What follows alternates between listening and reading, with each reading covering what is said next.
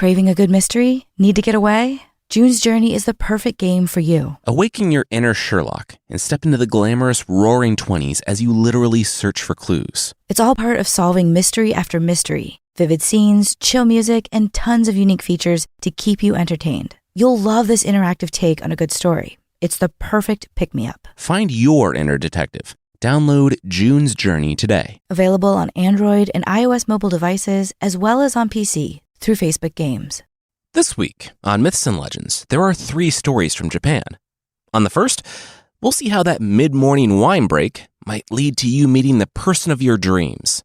On the others, we'll see what happens when you have a monster for a roommate and see a deadly family hike. The creature this time is that decapitated guy who loves hugs and also stealing underwear.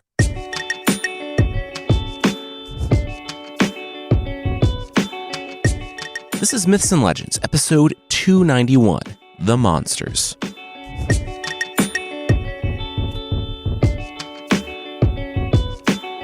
This is a podcast where we tell stories from mythology and folklore.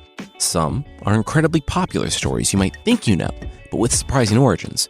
Others are stories that might be new to you, but are definitely worth a listen. Today, there are 3 stories of transformations from Japanese folklore. We'll jump into the first, starting with a trust fund kid who just settled in for some day drinking.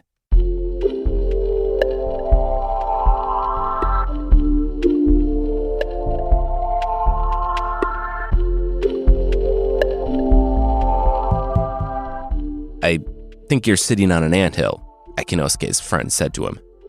Akinosuke stood up. Oh, good catch. The only thing that can ruin day drinking underneath your favorite cedar tree are ants in your pants. And yeah, I gotta say, it must have been nice. Hot afternoon, you can just neglect all your ancestral duties to your family business. After your parents left it to you, have some friends over and have some drinks beneath your family's massive cedar tree. It had been there for generations and provided shade on a hot afternoon.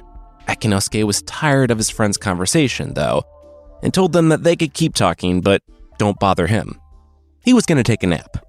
He interlaced his fingers behind his head, laid back on the tree root, and the wine and warmth did their work. He was napping within 10 minutes. And awake within 11 minutes. What? Akinosuke barked at his friend, who was poking him in the face. His method of waking Akinosuke up was unconventional, but he had a good reason. Akinosuke had visitors. They were a bunch of guys in flowing robes. They stood before the horses and a lacquered carriage. They had been ordered to come fetch Akinosuke by the king. Akinosuke, rubbing the sleep from his eyes, said, okay. The farmer reasoned that he had come from a good family, and if this was legit, and the king wanted him, why mess it up by asking too many questions? If it wasn't the king, well, this was the swankiest kidnapping he'd ever heard of. He said he was in his, day drinking sweats. Should he go change? The attendant smiled. He should get comfortable. It was a long way to Toyoko, and the king had clothes from there. Akinosuke nodded. Weird, all right. The carriage creaked as he climbed aboard. He thought it was pronounced Tokyo. Was it really pronounced Toyoko? The ministers nodded. Akinosuke breathed. Wow! He was glad he got that cleared up before he got to the king's palace in Tokyo. Toyoko. He winked and did a finger gun. All the way to Toyoko, Akinosuke tried to suss out exactly what the king wanted with him. The only thing he could guess was that it was probably good. You don't have someone taken to be executed in a fancy carriage. The carriage rolled through the streets of Toyoko until it came to the palace. Akinosuke had heard stories. His father had been there a few times, but the stories were nothing like what he now saw. The palace seemed to stretch on for miles. People milled around in the courtyard, but all stopped to look when Akinosuke's carriage rolled in. Stopped to look not in a, who is this guy and what is he doing here, look, the feeling that Akinosuke was trying to ignore in himself, but one of celebration. He had arrived. The people greeted Akinosuke, and he smiled back. "Oh, cool, all you people that I haven't met and don't know. What's happening?" He quickly found out. After the servants directed him to his room, or rather, his wing of the palace, and more servants stripped him of his sweatpants and arrayed him in the finest silks, he was brought to dinner. And contract negotiations. Akinosuke sat eating while two courtiers explained the situation to him. They had been hoping for some time to get Akinosuke here. His presence had loomed large over the court. Some might say even larger than that of the king, though not them. They liked being alive. Akinosuke winked, and Mock locked his lips with a smile. The courtiers chuckled back. Akinosuke said he was happy to, grace everyone with his presence. Totally. A follow-up question, though. Why was he gracing everyone with his presence? The courtiers furrowed their brow. Of course, yes. They shouldn't have wasted Akinosuke's time with all these frivolities. He was here, of course, to marry the princess. If he wanted to, Akinosuke said. Okay, this was... If you'll have her, the courtiers, again, added. Akinosuke, again, didn't want to shatter the illusion of whatever it was that was going on here. He felt that if he said his dad was rich, but not noble rich, that Akinosuke was reasonably dignified, but he was no prince, the courtiers, the king, and the princess would have whatever magic it was removed from their eyes, that he would be sent back home. Let's do it, Akinosuke said. The courtiers breathed in relief. Oh, good. The king was waiting in the next room. Akinosuke swallowed hard. The next room, with the princess. The courtiers nodded. Akinosuke took a deep breath. All right, why not? He told them to lead the way. Even though Akinosuke tried to bow before the king, the man only laughed. Akinosuke would be his son and heir. He should consider himself equal. The king gave a nod to one of his servants. His yellow cloak fluttered as he rose from his seat, and the door opened. Akinosuke's heart nearly stopped when he saw the princess, his bride. She radiated across the room, and he loved her from the moment he laid eyes on her. The rest of the day seemed to pass in a heartbeat, like a dream. He and his bride knelt, and they were wed. They were taken to the suite of apartments that had been prepared for them, and all the nobles of the kingdom had traveled from all over to witness the wedding of the king's daughter and of the famed Akinosuke. They received presents beyond counting, and come night, when everyone had left, the couple was in each other's arms.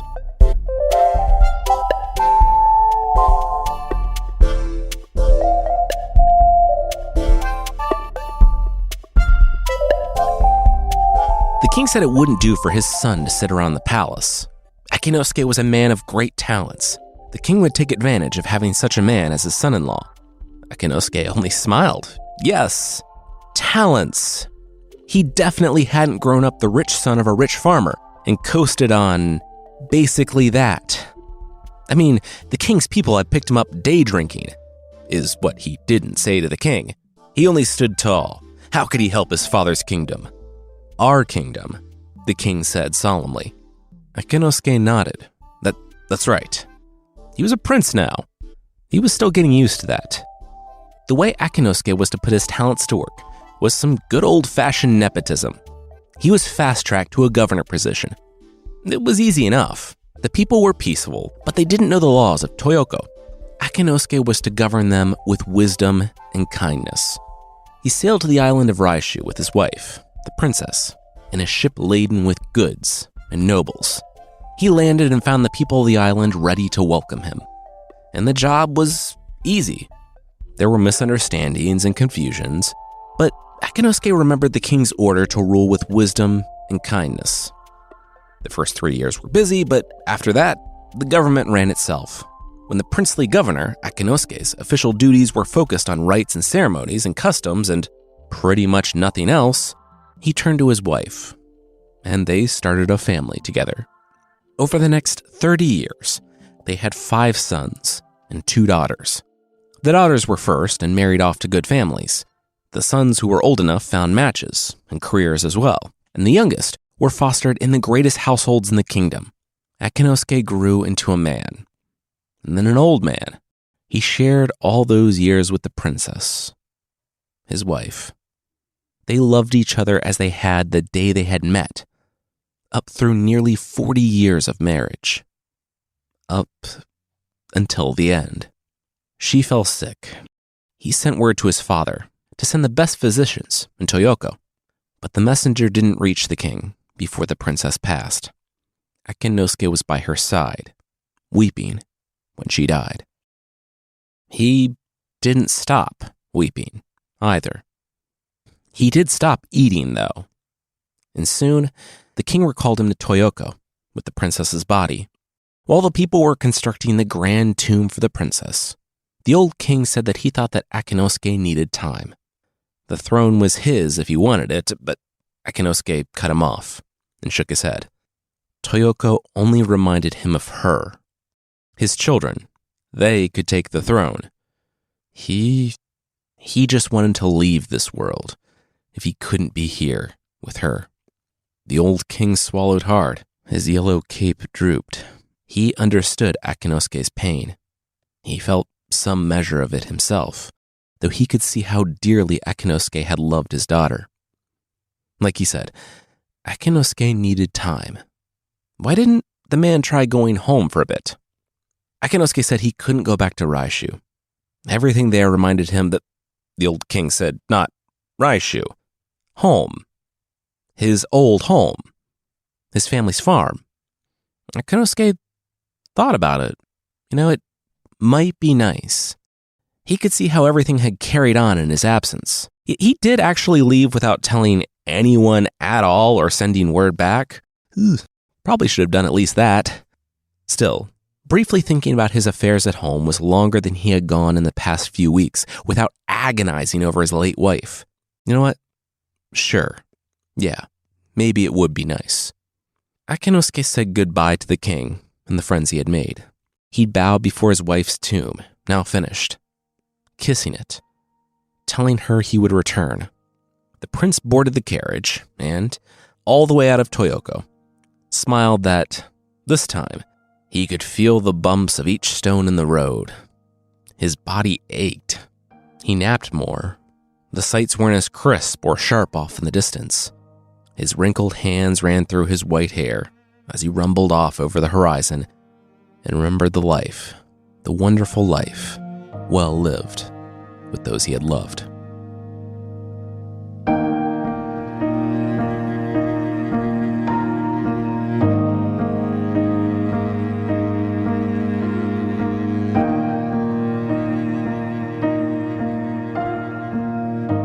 Akinosuke knew he was close to home when he saw it.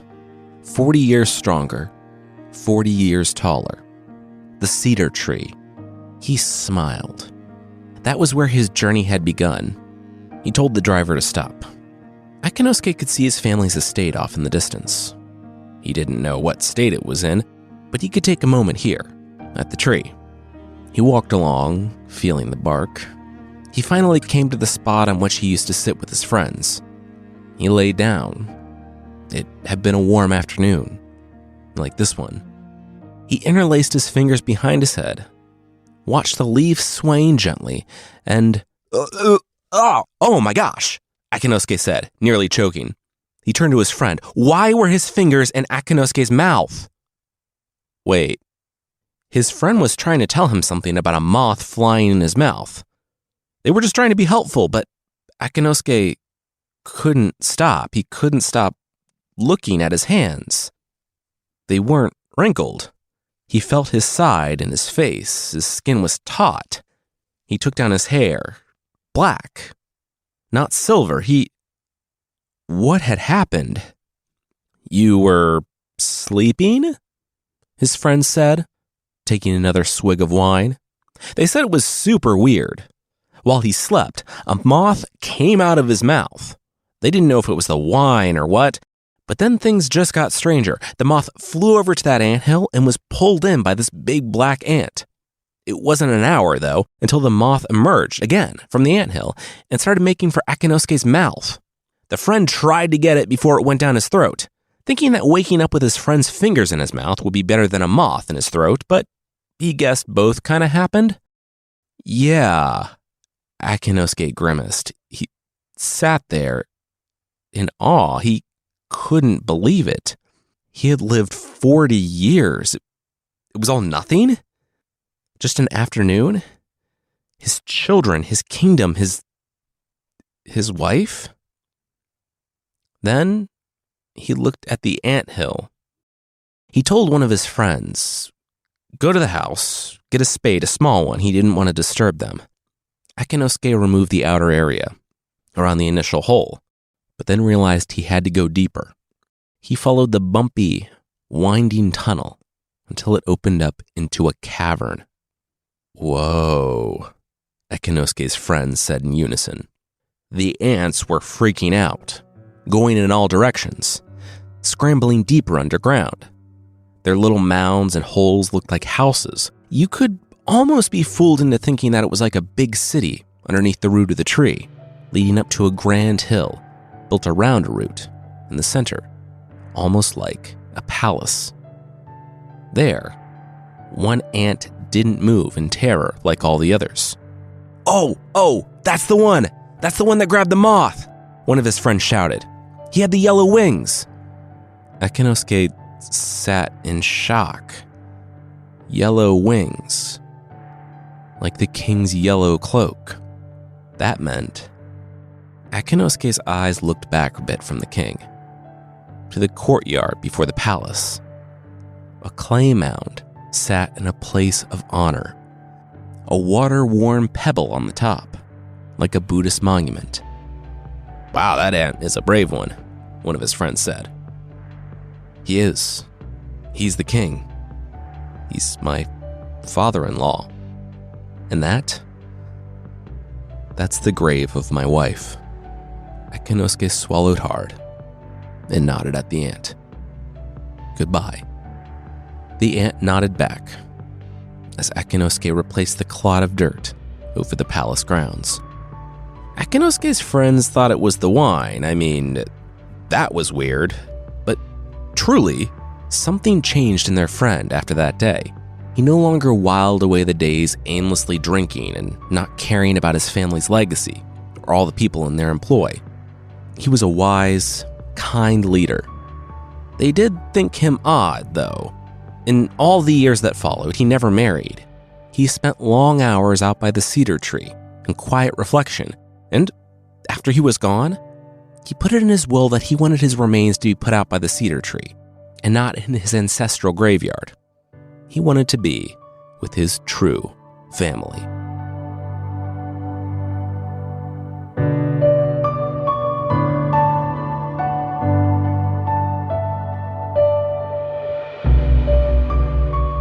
In the original, the friends kind of believed the story, saying that the ants can sometimes be like goblins. For all the stories we have of goblins, oni, tanukis, and foxes tricking humans to eat them, steal from them, or just mess with them, it was nice to have a story of goblin animals tricking humans to make everyone's lives richer and more beautiful. Speaking of tanukis, our next tale involves the famous giant testicled Japanese raccoon dog trickster, but that will be right after this.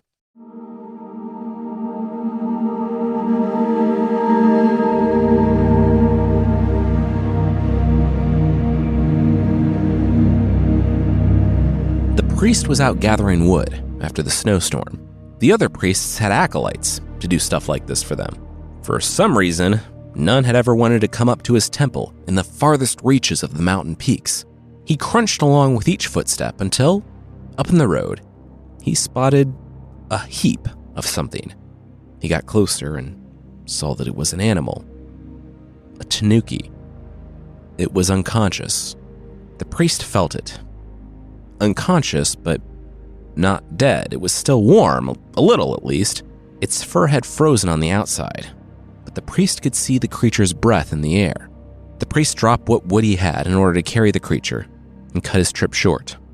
3 hours later, the priest heard a stirring by the fire in the temple. I have been captured, the priest heard. You have been rescued, the priest replied. The tanuki rolled over, narrowing its beady eyes. What was the priest's game here? Rescuing you? The priest noted again. The tanuki tried to rise, but winced. Part of rescuing the creature involved him staying put, the priest said, kneeling down with a bowl of soup. The tanuki was still hurt. He needed to take time to heal. The tanuki sipped at the soup in the firelight. The priest could see his teeth glinting. Why would you do this? The tanuki asked. This could all be a long con for me to kill you and take your place. Oh, I know. The life of a mountain priest. Pretty glamorous, the priest said. I have firewood and, food. Like, literally, days of rice. An old man priest clothes, so yeah, I see why you'd want to risk freezing to death on the road to get your paws on all this. The priest laughed. The tanuki said no, like, in the stories, the priest is warned from inviting the tanuki in. They're dangerous. Maybe, the priest shrugged. But since when should I only be kind to my friends? He told the tanuki to eat. He needed to get his strength up if he was going to murder the priest. My house is gone, the tanuki said to the priest, when the man returned from his prayers a little while later. The priest furrowed his brow. Oh. Yeah, it was a pretty sweet lair. An ice cave, spiky, hard, super villainous. It was great. I have been there for 30 years. Then, yesterday, the ice shifts. I barely tumble out with my life, and the next thing I know, I'm careening down a mountain. The last thing I remember was passing out in the road. If you hadn't found me, I did, the priest said, telling the tanuki it had been a small thing, and not to concern himself with it. He was welcome to stay in the temple as long as he needed. He did. And then some. When he healed, he would travel during the day, finding firewood and any other edible plants he could find for them. The priest would prepare food, and they would both have company during the night.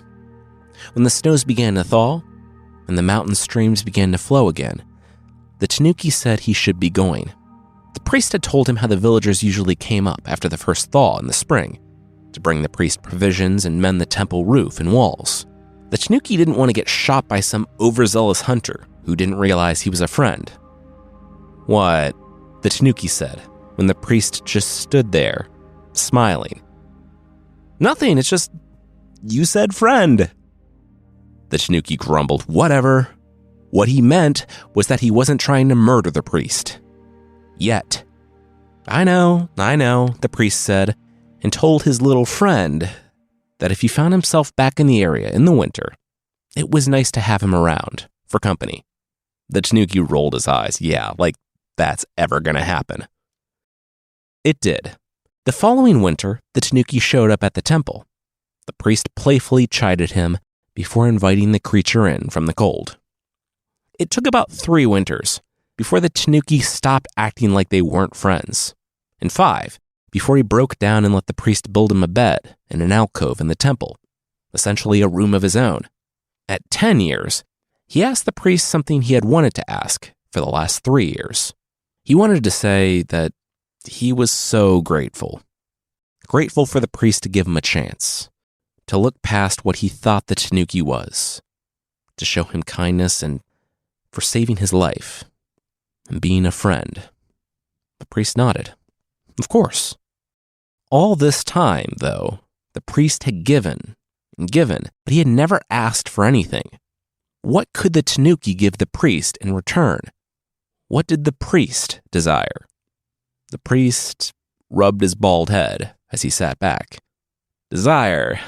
That was the name of the game, wasn't it? He didn't have any. He had shaved his head, renounced the world, and forsaken its pleasures. Likewise, he had no desires to gratify. All his worldly needs were seen to by the village, at the foot of the mountain. And if he died this winter, they would bury him in the spring. He paused. If he did wish for one thing, though, it would be 3 ryo. Gold, the tanuki smiled. The priest held up his hands. Now, not like that. He didn't have any need for riches. It's just he would donate them at a holy shrine. that prayers might be said for him, so he could enter into salvation. The tanuki nodded thoughtfully. The priest said, but posthumous honors were the wishes of ordinary people. He was a priest. He was supposed to be above all that. But still, he did harbor some desires, and it was only because the tanuki was such a close friend that he would even utter them. The tanuki thanked him for sharing that. The tanuki didn't come to the temple the next winter, and the priest began to worry. It had been 10 years. He knew he shouldn't get attached, but he did miss the little guy. The only thing that he could think changed was him telling the tanuki about his desire for gold. He worried. He worried that he had committed an error, that the tanuki had tried to obtain the gold through dangerous or unlawful means, like tanuki means, and gotten himself hurt, captured, or killed. The priest had added to both his own sins and the tanuki's by his desires. That was just another lesson for him. But he still had so far left to go. The tanuki didn't come back the winter after that, or the following winter. The priest began to think about his old friend's visits as happening in the past, a wonderful thing that used to happen when he heard a tapping on the door. He opened it and looked down.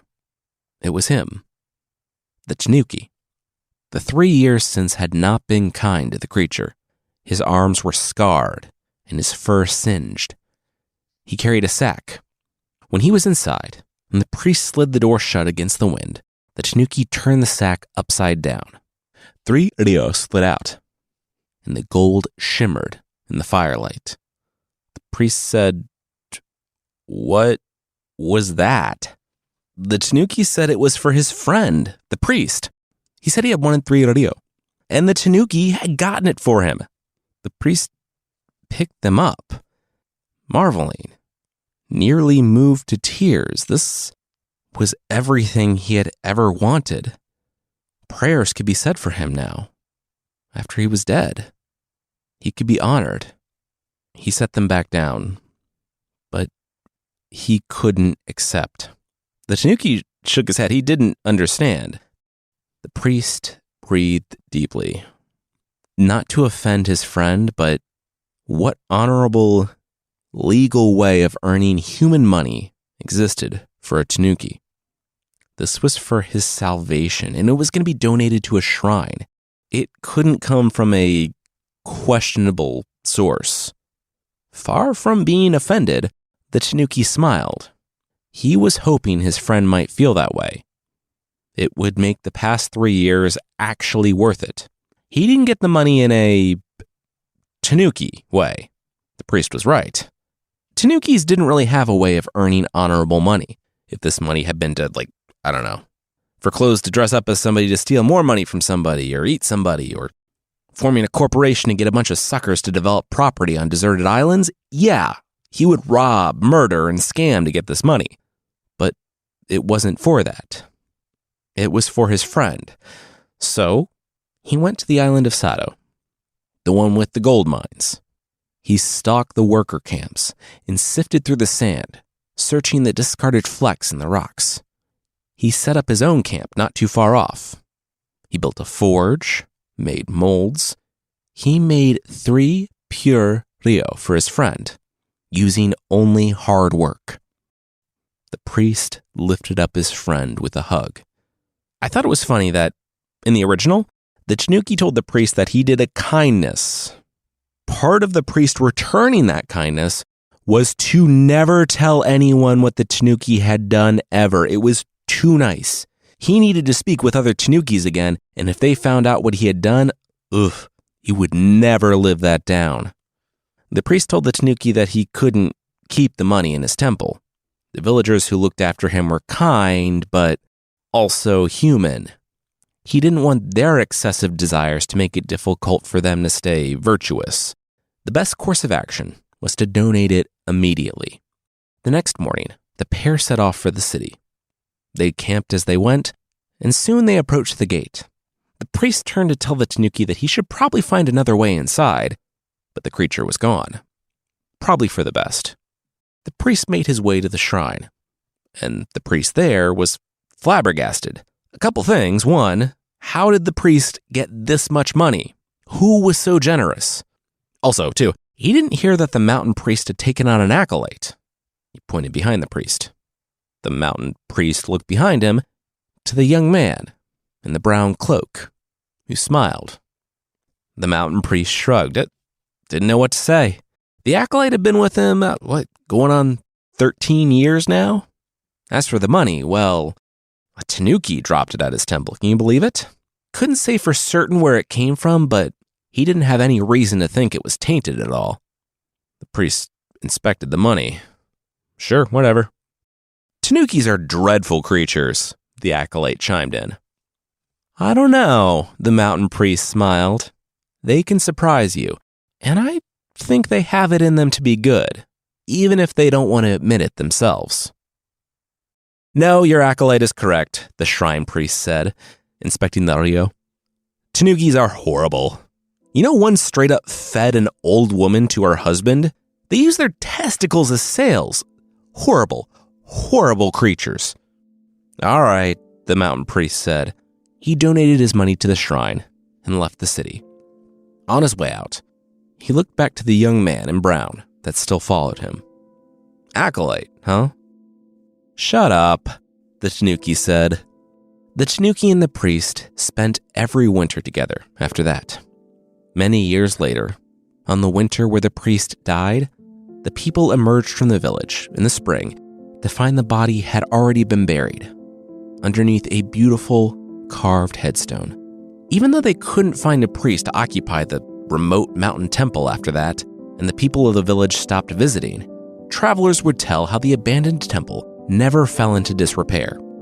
Some even say, on the cold winter nights, you could look up and see a fire glowing, that the tanuki was spending a warm evening with an old friend.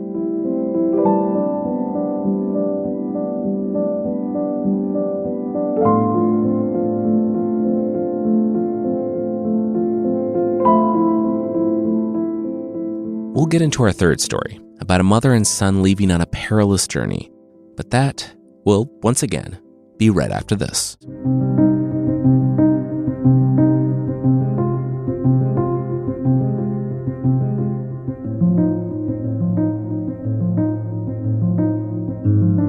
It was his mother's birthday.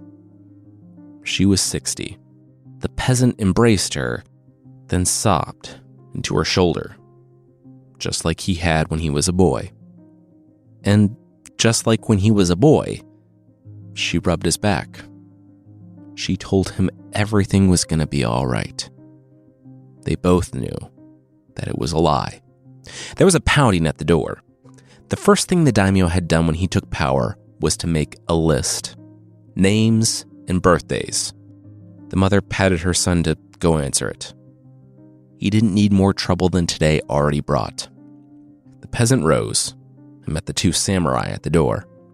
Tonight, they said, leave before dusk. They wore their swords prominently. It wasn't a request. The peasant looked to the ground and nodded. The day was spent in preparation. The journey would be a long one, and the mother would need to be carried most of the way. She walked from the village, though. She could show that she could still walk from her home under her own power. About a half mile from home, though, the mother started falling behind. She was preoccupied with this or that flower or stick on the ground. The young man began to worry. The daimyo's retainers could be riding after them for all he knew. He told his mother that it was time. He knelt down, and she climbed atop his back. The walk went faster after that. And though it was difficult carrying another up the side of a mountain, it was nice to be close to his mother. They stopped for a brief meal before continuing the climb. The shadows of the forest all around danced and lurked, but the peasant knew that, despite the stories, there were no monsters here. No tanukis, oni, goblins, or anything else. The real monsters were back in the village. He found the level spot in the forest, somewhere near the peak, and his foot found the smooth, cylindrical shape in the dark. He recoiled. The moon emerged from behind a cloud, illuminating the grove. Dozens of piles, some bleached and scattered, some hunched and greasy and picked over by animals that fled the grove on his arrival. Bones. Remains. The young man pressed onward. Not here. He found a small clearing next to a spring. It had a soft, bubbling sound to it. It was away from the bones. He lowered his mother. "I'm sorry," the son said. A sob broke through. His mother embraced him as she sat among the flowers. They both knew that this was coming. He was going to refuse, but she insisted on it. The daimyo's edict was heartless, ruthless, that for the strength of the region, everyone over 60 should be left to die on the mountain. He had shown his willingness to dispatch a samurai to deal with any who defied him. She wouldn't have both of them dying. Not for her. She would do this for him. Her last motherly act of sacrificial love. She didn't say any of this. She had already said it in the days leading up. She merely hugged him. She said that she loved him, this wasn't his fault, and he needed to go now. The peasant stumbled away, looking back a few times to his mother, sitting in quiet contemplation next to the spring. He was blinded by his tears, so much so that, upon getting halfway down the mountain, he realized that he was lost. He spun around in panic. He didn't know the way home. There might not be Oni out here, but there could be wolves, highwaymen. His heart beat faster. Then there was a snap when he took a step. He looked to the ground. A stick. His eyes looked further on down the path. Another stick glowed in the moonlight. Then another. His mother. She had dropped them for him. She knew her son and knew that he would be so distraught from leaving her to die that he wouldn't know his way back. She had left a trail of broken sticks to guide him.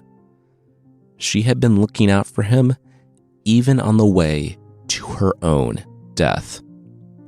The peasant stopped. No, he wasn't going to do this. He turned and raced back up the mountain.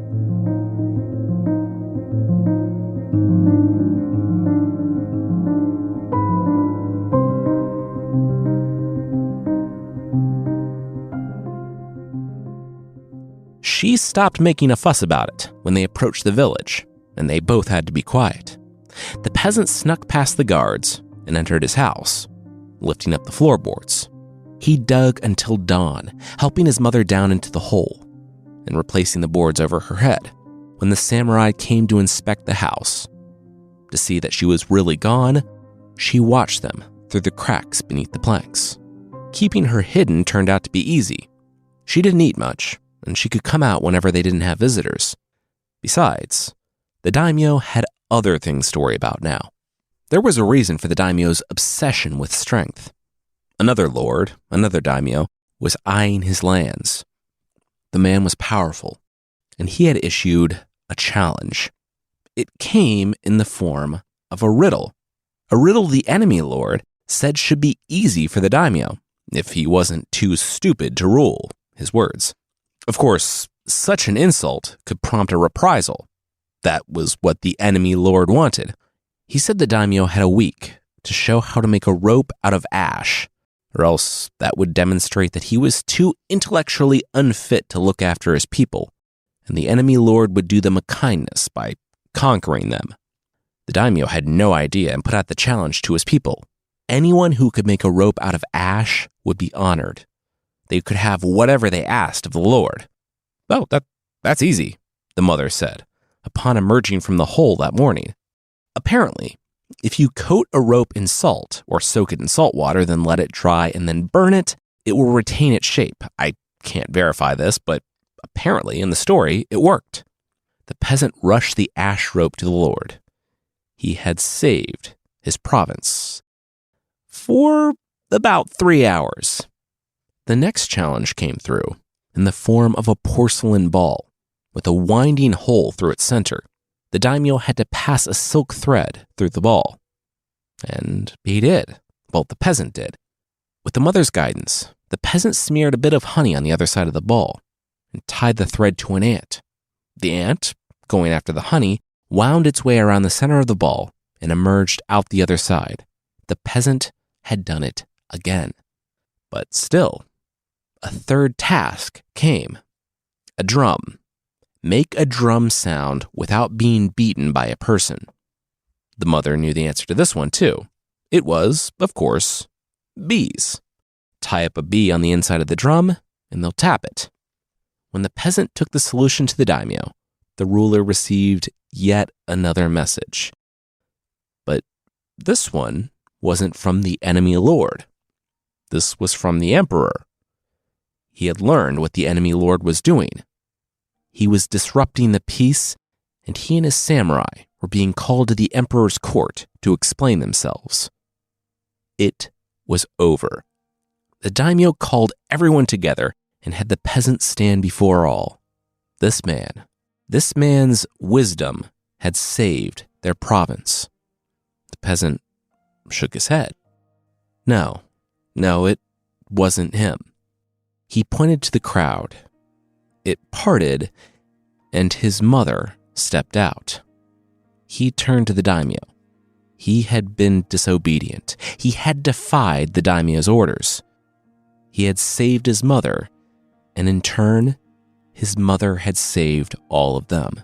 She alone had answered the riddles, given the daimyo's messengers time to get to the emperor. She might not be able to work like him tirelessly, but she possessed gifts that none of them had. It was an evil to leave the elderly to starve in the forest. The peasant and his mother relied on the wisdom and understanding of the daimyo, and he showed it. He nodded. He explained that he had only wanted to make his province stronger, but he could see now that he had only weakened it. He had been wrong. He had misjudged the elderly. From that day forward, instead of being ordered to take the elderly to their deaths, people were ordered to care for their parents and the lifetime of wisdom that they possessed.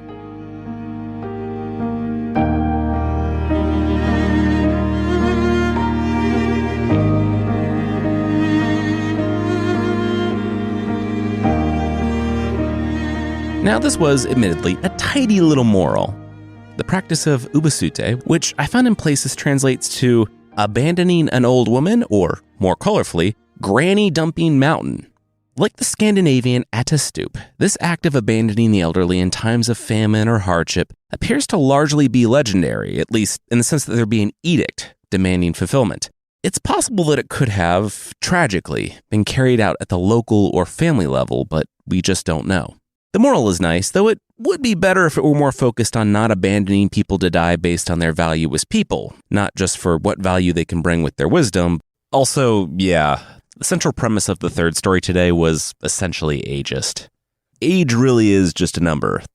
I'm in my 30s, and this summer I was super winded after a hike, and people a good bit older than the mother in today's story were still going strong. Still, the lesson today was nice, and when it comes to folklore, I guess we have to take what we can get. If you want more stories of people starving, a new episode of Scoundrel came out last week. How's that for transitions? We visit the unorthodox treatments of Linda Hazard, whose cure for everything seemed to boil down to starvation, enemas, and punching people in the head. Check it out by following the link in the show notes or by searching for Scoundrel, History's Forgotten Villains, wherever you get your podcasts.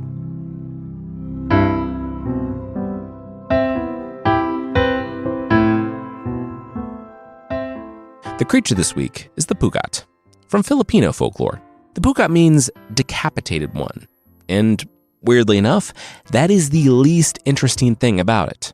It stalks the forests, the abandoned buildings, and deserted places of the Philippines. And it has no head. Sometimes it can shapeshift and take the form of a hog or a dog. Not sure if it sticks to a theme and makes those headless, but it usually likes to stick to a humanoid form. In addition to missing its head, it also is sometimes missing its hands. But sadly, it loves giving hugs. Doubling down on the gross imagery, the pugat has blood and goo continually gushing from its severed wrists. It'll snatch up travelers and hug them, running a brief distance in the forest as it does so. It'll then drop the person unharmed.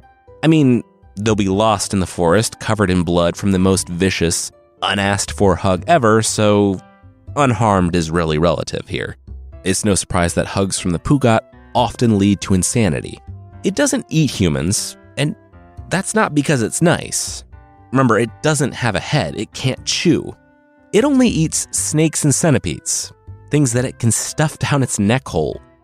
In addition to hugs, it also grows in a different way, because it also likes stealing women's underwear left out on clotheslines. And that's it. We're not sure where it comes from, how to defeat it, and though it's gross and terrifying, it's largely harmless. Unless, of course, you value your sanity. Or underwear.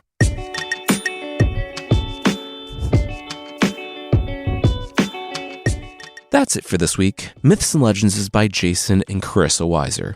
The theme song is by Broke for Free, and the Creature of the Week music is by Steve Combs. There are links to more of the music we used in the show notes.